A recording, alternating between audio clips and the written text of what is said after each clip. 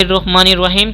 दोस्तों, आज हम अपने एचआरएम का लेक्चर डिस्कस करेंगे hiring process. Hiring process basically होता क्या है। हायरिंग प्रोसेस स्टार्ट करने से पहले मैं आपको ये बताता चलूँ कि इससे पहले जो है हमने जॉब एनालिसिस को डिस्कस किया है। जॉब एनालिसिस का पर्पस क्या था, ये हमने डिस्कस किया था कि जॉब एनालिसिस का मकसद ये होता है कि हम किसी भी ऑर्गेनाइजेशन के अंदर जिस पोजीशन पर कोई एम्प्लॉय हायर करना है, ठीक है, वहाँ पर जो है एम्प्लॉय की नीड है या फिर किसी जॉब के लिए किसी एम्प्लॉय की नीड है, तो हम सबसे पहले एचआरएम डिपार्टमेंट क्या करेगा कि उस जॉब के बारे में, उस पर्टिकुलर जॉब के बारे में डेटा कलेक्ट करेगा कि इस एजुकेशन वाला, इस जो है स्किल्स वाला, ठीक है, ऐसा एम्प्लॉय जो चाहिए उसके पास ये स्किल्स हों और ये जो है एजुकेशन हो उसकी। तो हम जॉब एनालिसिस का मतलब हम इसलिए कर रहे थे कि हम किसी भी पर्टिकुलर जॉब के बारे में इंफॉर्मेशन इकट्ठी कर सकें, ठीक है, कलेक्ट कर सकें।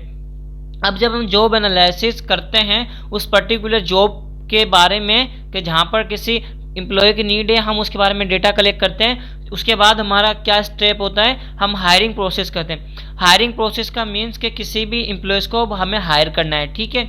Hiring process involve the activities that are required to make the workforce और staff available to fill and keep fill different position in the organisation. किसी भी ऑर्गेनाइजेशन के अंदर जो डिफरेंट पोजीशन होती है उन्हें फिल करने के लिए, वहाँ की नीड को फुलफिल करने के लिए, उसकी जो रिक्वायरमेंट होती है उसको रिक्वायरमेंट को, उस पोजीशन की रिक्वायरमेंट को पूरा करने के लिए हम क्या करते हैं, हायरिंग प्रोसेस करते हैं, जिसके अंदर जो है हम वर्कफोर्स प्रोड्यूस करते हैं, मीन्स के एम्प्लॉय को हायर करते हैं और जो स्किल्स उस जॉब के नीड होते हैं उसी स्किल्स का जो है हम एम्प्लॉय हायर करते हैं, ठीक है। और ये जो हायरिंग प्रोसेस की हम बात कर रहे हैं, हायरिंग प्रोसेस बेसिकली जो है ये 3 स्टेप जो है इसके होते हैं। फर्स्ट स्टेप उसका होता है रिक्वायरमेंट, सेकंड स्टेप होता है सिलेक्शन और होता है सोशलाइजेशन, ठीक है। इसको जो मैं आपको शॉर्ट जो है वो इनका कॉन्सेप्ट दे दूं, इसको हम डीप में डिस्कस करते हैं। फर्स्ट स्टेप जो उसका होता है वो होता है हायरिंग रिक्वायरमेंट। रिक्वायरमेंट का ये मतलब होता है कि जो भी आपने डेटा कलेक्ट इकट्ठा किया है जॉब एनालिसिस करके, उसकी हम एडवर्टाइजमेंट करें through the social media, through the print media, हम किसी भी वे से उसके जो है एडवर्टाइजमेंट करें, ठीक है। तो ये होता है रिक्रूटमेंट, ठीक है। फिर हम क्या करेंगे, सिलेक्शन करेंगे। अब जब हम थ्रू द प्रिंट मीडिया है किसी भी वे से एडवर्टाइजमेंट करें तो बहुत सारे एप्लीकेंट आएंगे। अब उन एप्लीकेंट में से कौन सा सबसे ज़्यादा परफेक्ट है, कौन हमारी नीड पर जो है मतलब कंप्लीटली जो है परफॉर्मेंस करेगा, एलिजिबल जो होता है, हम तमाम क्वालिटीज़ को चेक करते हैं, तो ये होती है सिलेक्शन। थर्ड होता है सोशलाइजेशन। सोशलाइजेशन का मीन्स के हम अब जो पर्सन हमारे ऑर्गेनाइजेशन के अंदर आ गया है उसको ट्रेन करना, उसको गाइड करना through the seminar, through the lecture, through the training, ठीक है। तो ये प्रोसेस होता है हायरिंग प्रोसेस के। ये जो है स्टेप्स जो है हमने अभी देखे कि ये होते हैं, ठीक है।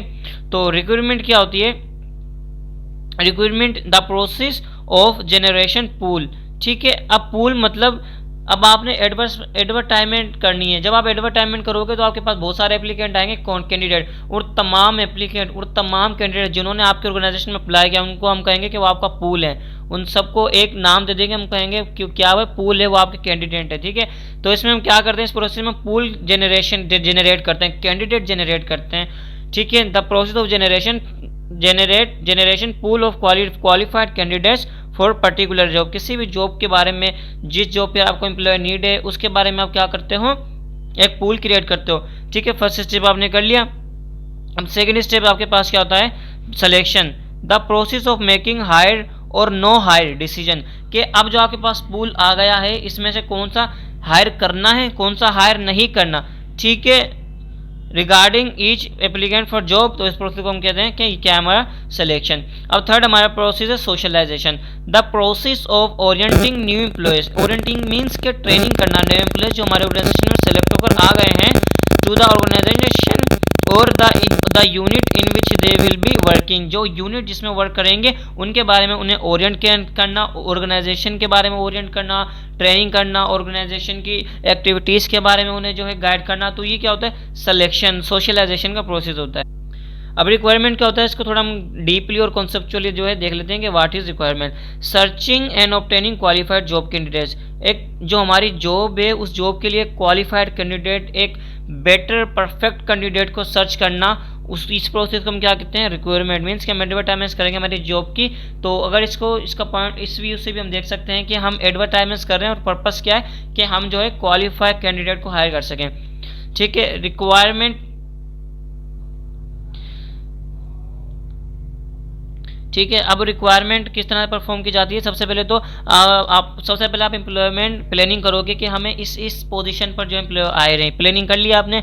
आफ्टर प्लानिंग एम्प्लॉय, ठीक है, अब क्या करोगे, तो डिस्कवर पोटेंशियल जॉब कैंडिडेट। अब आप क्या करोगे, आप रिक्रूटमेंट करोगे, आप डिस्कवर करोगे थ्रू द एडवर्टाइजमेंट आपने कर ली। ठीक है, उसके बाद अब क्या करोगे, direct related to HR planning and selection. ठीक है, अभी हमने बात की थी कि फिर हम उसकी जो है, जो हमने प्लानिंग बनाई थी कि हमें ये एम्प्लॉय है, उसी टाइप के हम एम्प्लॉय की क्या करेंगे, सिलेक्शन करेंगे। ठीक है, फिर है represent the contact between organisation and employee. ठीक है, अब रिक्रूटमेंट करेगा कौन, वो तो एचआरएम का डिपार्टमेंट का, उसका तो काम है। ठीक है, अब जब उसके पास वो आ जाएंगे एम्प्लॉय जो चाहिए थे, तो वो क्या करेगा, लिंक क्रिएट कर देगा बिटवीन द ऑर्गेनाइजेशन के, जिस ऑर्गेनाइजेशन को नीड है, और उस एम्प्लॉय को, ठीक है, लिंक क्रिएट कर देगा जिस एम्प्लॉय को उस ऑर्गेनाइजेशन में अप्लाई किया था, जिसको वो मैच स्किल्स जो कर गए। ठीक है, अब इससे हम सिर्फ एक पॉइंट ऑफ व्यू से देख सकते हैं ऑर्गेनाइजेशन को जो है एक एप्लीकेंट नीड है, बल्कि हम रिक्रूटमेंट करते वक्त ये भी देखेंगे कि एक पर्सन, एक कैंडिडेट को भी एक ऐसी ऑर्गेनाइजेशन की नीड है जहां पर इसकी करियर काउंसलिंग हो सके, प्रमोशन हो सके, अचीव पे हो सके। ठीक है, तो इसको हम टू वे स्ट्रीट है। टू वे स्ट्रीट मीन सिर्फ हम ऑर्गेनाइजेशन के पॉइंट ऑफ व्यू से देखेंगे हमें इस क्वालिफाइड जो कैंडिडेट चाहिए, बल्कि हम उस कैंडिडेट के भी पॉइंट ऑफ व्यू देखेंगे जो आपकी ऑर्गेनाइजेशन में अप्लाई करने आ रहा है। उसका पॉइंट ऑफ व्यू क्या है कि मुझे ऐसे ऑर्गेनाइजेशन मिले, ठीक है, जहाँ पर मेरी करियर काउंसलिंग हो, मुझे प्रमोशन किया जाए, मुझे पे किया जाए, जहाँ पर मेरी प्रोग्रेस हो। तो उन सब चीज़ों को आप ध्यान में रखकर ही रिक्रूटमेंट करोगे।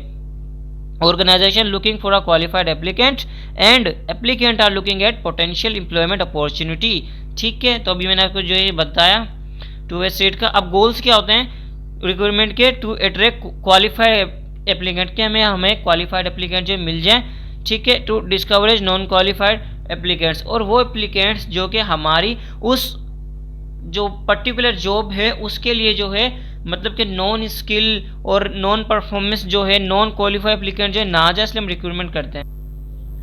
अब हम बात करते हैं contracts of recruitment process. Recruitment process में ऐसी कौन सी जो मिस्टेक्स हैं, ऐसे कौन से फैक्टर्स हैं जो कि हमारे जो रिक्रूटमेंट का पूरा प्रोसेस है, ठीक है, उसको जो है, मतलब उसको जो है एक, मतलब उसको जो है वेस्ट कर सकती है। मीन्स के जो भी हमारा उसकी इफेक्टिवनेस को कम कर सकती है।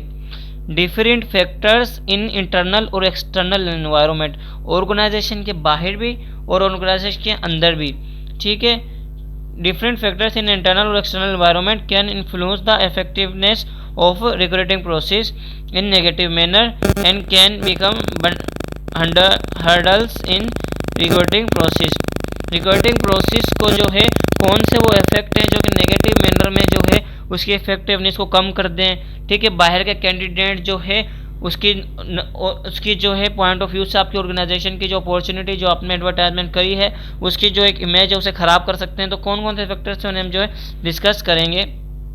ठीक है, तो वो यहाँ पर मेंशन है कौन कौन से हैं। इमेज ऑफ द ऑर्गेनाइजेशन, ठीक है, इमेज ऑफ द ऑर्गेनाइजेशन भी आपका अच्छा होना चाहिए। अभी हम डिटेल में जो है अभी पढ़ते हैं। एटीट्यूड ऑफ द जॉब, आपने किस तरह से जो है एट्रैक्टिवनेस जो है अपने जॉब की है। ठीक है, इंटरनल ऑर्गेनाइजेशन पॉलिसीज, आपकी ऑर्गेनाइजेशन की पॉलिसीज क्या है, क्या वो पॉलिसीज हैं ऐसी कि जब आपके ऑर्गेनाइजेशन में कोई एम्प्लॉय आए तो आपका जो है उसका इंडिविजुअली उसका करियर भी जो है डेवलप हो रहा हो। ठीक है, गवर्नमेंट इन्फ्लुएंस और रिक्रूटिंग कॉस्ट, ठीक है, आप कभी कॉस्ट सेव करने के चक्कर में जो है अपना रिक्रूटमेंट का जो प्रोसेस है उसे ख़राब ना कर बैठे। ठीक है, तो आसान लफ्ज़ों में मैंने आपको बताया। ठीक है, अब bad image of the organisation, ठीक है, ये पूरा का पूरा यहाँ पर लिखा हुआ है, आप स्क्रीनशॉट लेकर इसे पढ़ सकते हैं, स्लाइड भी आपके पास अवेलेबल है। मैं सिर्फ का कॉन्सेप्ट देता हूँ। Concept image of the organisation, image of ये ऐसा फैक्टर है जो कि आपके रिक्रूटमेंट जो प्रोसेस है उसे जो है एक पॉजिटिव भी जो है एक मैनर दे सकता है और नेगेटिव भी। अगर आपके ऑर्गेनाइजेशन का इमेज बहुत ज़्यादा जो है अच्छा है, आप जो है मार्केट में आपकी ऑर्गेनाइजेशन की जो है एक जो है ब्रांड समझा जाता है, एक अच्छी पोजीशन है आपकी, एक आपकी ग्रिप है मार्केट में, तो वहाँ पर कैंडिडेट भी ज़्यादा आएंगे और एप्लीकेंट भी ज़्यादा आएंगे। तो जितने ज़्यादा एप्लीकेंट आएंगे आपके पास, आप उनमें से जो है हाई टैलेंटेड और हाई क्वालिफाइड जो है एम्प्लॉय जो है एप्लीकेंट या फिर कैंडिडेट एम्प्लॉय सेलेक्ट कर सकते हैं। और अगर आपकी ऑर्गेनाइजेशन का इमेज जो है वो नेगेटिव है, वो ख़राब है, तो कोई भी एप्लीकेंट या कैंडिडेट आपके पास जो है अप्लाई ऑर्गेनाइजेशन में नहीं करेगा। तो इससे क्या होगा, ना आप क्वालिफाइड जो है और टैलेंटेड जो है आप एम्प्लॉय हायर नहीं कर सकेंगे। एक और यहाँ पर फैक्टर है, वो है attractiveness of the job. Attractiveness job means कि जब आपने एडवर्टाइजमेंट की अपनी उस जॉब की, तो आपने जो है इतनी ज़्यादा मतलब उसकी आपने उसको अपनी जॉब को इतना अच्छा ज़्यादा है डिफाइन नहीं किया। ठीक है, आपने जो है उसका टास्क को डिफाइन नहीं किया, आपने उसकी सैलरी को जो है डिफाइन नहीं किया, उसकी असाइनमेंट, ठीक है, और उसे क्या क्या जो है चैलेंजेस जो है वो फेस करने पड़ेंगे, उसका करियर ओरिएंटेड जो है किस तरह से होगा, क्या होगा। ठीक है, तो ये सारी अट्रैक्टिवनेस ऑफ द जॉब है कि आप जॉब को बिल्कुल जो है परफेक्ट मैनर में जब आप जो है अट्रैक्ट नहीं करते। ठीक है, जितना ज़्यादा जो है आप जो अट्रैक्टिवनेस अपनी अच्छी करोगे, पॉजिटिव मैनर करोगे, तो ज़्यादा ज़्यादा एप्लीकेंट आएंगे और आप जो है एक जो है हाई टैलेंटेड जो है उनमें से सेलेक्ट कर सकते हैं। और अगर ऐसा नहीं हुआ तो आपके पास एप्लीकेंट की जो है वो डेफिशिएंसी हो जाएगी कैंडिडेट की।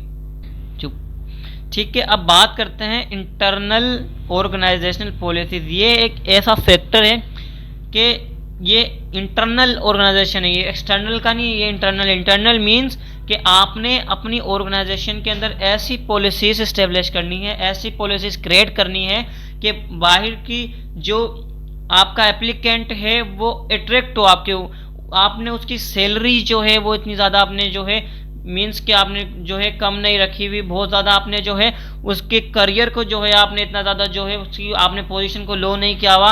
आप अपने जो है एम्प्लॉयज़ की जो है प्रमोशंस भी करते हैं, पे भी करते हैं, ट्रेनिंग भी करते हैं, करियर काउंसलिंग भी आप उनकी करते हैं, आप प्रोग्रेस भी उनका कर रहे हैं, आप उनकी पोजीशन को भी जो है बढ़ा रहे हैं। तो ये क्या है, ये ऐसी एम्प्लॉय पॉलिसीज़ हैं कि जिससे बाहर के कैंडिडेट और एप्लीकेंट आपकी ऑर्गेनाइजेशन का पार्ट बनना चाहेंगे।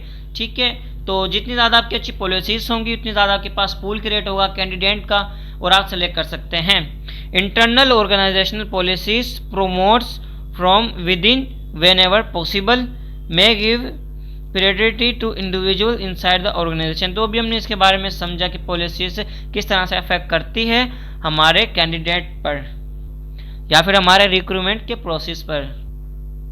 ठीक है, अब ये तो बहुत सी कॉमन सी बात जो हमें एक फैक्टर यहाँ पर दिख रहा है कि गवर्नमेंट इन्फ्लुएंस के जब भी कोई ऑर्गेनाइजेशन या जब भी कोई एचआरएम का डिपार्टमेंट का मैनेजर, ठीक है, जब क्या करेगा, जब एडवर्टाइजमेंट करता है तो गवर्नमेंट ने कुछ लॉस बनाए हुए हैं कि आप इन लॉस को फॉलो करते हुए अपनी जॉब की एडवर्टाइजमेंट करोगे, उनकी रिक्रूटमेंट करोगे आप। ठीक है, तो अगर जितना ज़्यादा जो है आप जो है उन लॉस को फॉलो करोगे तो जो है गवर्नमेंट जो है उतना ज़्यादा इंटरफेयर आपके साथ नहीं करेगी और आप बिल्कुल एक परफेक्ट मैनर में जो है कैंडिडेट का पूल क्रिएट कर सकते हो और सिलेक्शन कर सकते हो।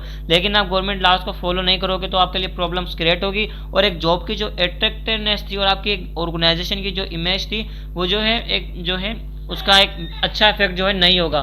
तो जितनी ज़्यादा अगर आप लॉज को फॉलो करेंगे तो उतना ज़्यादा बेटर आपका रिक्रूटमेंट प्रोसेस होगा। ठीक है, अब बात करते हैं रिक्रूटिंग कोर्स। अब हमें पता है कि जब हम रिक्रूटमेंट कोर्स कर सकते हैं तो हम एडवर्टाइजमेंट भी करते हैं, हम सिलेक्शन का प्रोसेस भी करते हैं, हम जो है इंटरव्यूज़ भी जो है इसमें करते हैं। तो ये बहुत ज़्यादा हाईली कॉस्टली जो है प्रोसेस होता है। तो एक ऑर्गेनाइजेशन को चाहिए कि वो जब भी अपनी रिक्रूटमेंट का प्रोसेस करे, एडवर्टाइजमेंट का प्रोसेस करे, कि जब उसके पास इतनी कॉस्ट हो, इतना अमाउंट हो। ठीक है, अगर उसके पास इतना अमाउंट नहीं है और वो ये होप रखती है कि इतने कम अमाउंट में हम जो है मींस के हम जो है काफ़ी स्टेप छोड़कर रिक्रूटमेंट करें अपने कॉस्ट सेविंग करने के लिए, तो क्या होगा, वहाँ पर ऑर्गेनाइजेशन इतनी ज़्यादा अच्छी जो है एक रिक्रूटमेंट का प्रोसेस नहीं हो पाएगा और ऑर्गेनाइजेशन का जो इमेज है वो ख़राब हो जाएगा।